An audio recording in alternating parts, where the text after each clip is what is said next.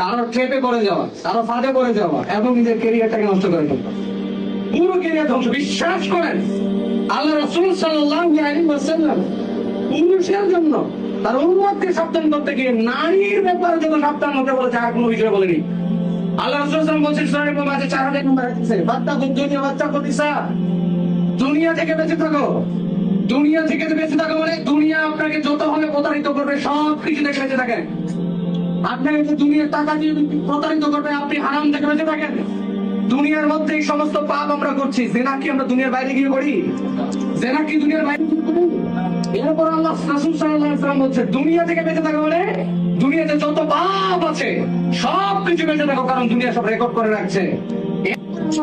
আল্লাহ রাসূল সাল্লাল্লাহু আলাইহি ওয়াসাল্লাম ওই জায়গা থেকে এতগুলো পাপকে দুনিয়া দিয়ে মেনশন করার পরও জিনাকে, নারীকে আলাদা করলেন। নারীকে আলাদা করে বলছে ওয়াত্তাকুন নিসা, এটা আছে স্পেশাল, এটা থেকে তুমি আরো বেশি না।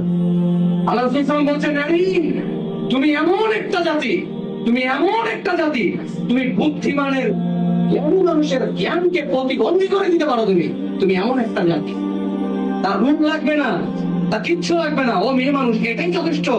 আপনার জ্ঞানকে একদম নিচে নিম্ন স্তরে নিয়ে এসে আপনার জীবনটাকে ধ্বংস করে দেওয়ার জন্য ওই একাই যথেষ্ট। এটা হচ্ছে নারী, এটা হচ্ছে নারী। আল্লাহ রাসূল সাল্লাল্লাহু আলাইহি ওয়াসাল্লাম বলেছেন আমার জীবনে আমার উম্মতের জন্য, আমার পুরুষ উম্মতের জন্য নারীর চাইতে বড় ফিতনা আর আমি কিছু নাই। এই হচ্ছে নারী, যার কাছে আপনি আপনার ফিউচারের ড্রিম গুলো গচ্ছিত রেখেছেন, তার কাছে আপনি চিহ্ন রেখেছেন। ফিউচার ড্রিম মানে, ফিউচার ড্রিম মানে আপনার ভালো লাগা, আপনার ভালো থাকা, আপনার সমস্ত কিছু তার উপর। সে যদি মোটিভেট করে তাহলে আপনি অনেক কিছু হয়ে যেতে পারবেন, এটা আপনি ভাবছেন। আর সে যদি আপনাকে ছেড়ে চলে যায় তাহলে আপনার মরা ছাড়া আর কোনো কাজ নাই, এটা আপনি ভাবছেন। প্রত্যেকটা স্বপ্নকে আপনি তার কাছে কি রেখেছেন? গচ্ছিত রেখেছেন, তার কাছে চিহ্ন রেখেছেন। আর যেদিন সে আপনার সঙ্গে বিচ্ছেদ করেছে, যেদিন সে আপনার সঙ্গে বিচ্ছেদ করেছে, সেদিন আপনি ভাবছেন যে আমার আর বেঁচে থেকে লাভ কি, আমার আর সত্য থাকে, আমার এবং সমস্ত কি। তখন আপনি আত্মহত্যার পথ বেছে নিচ্ছেন, আপনি মানবতার পথ বেছে নিচ্ছেন, আপনি একটা পাগলের মতো জীবনকে বেছে নিচ্ছেন। এটা আপনার জীবন হচ্ছে। কেন হচ্ছে জানেন?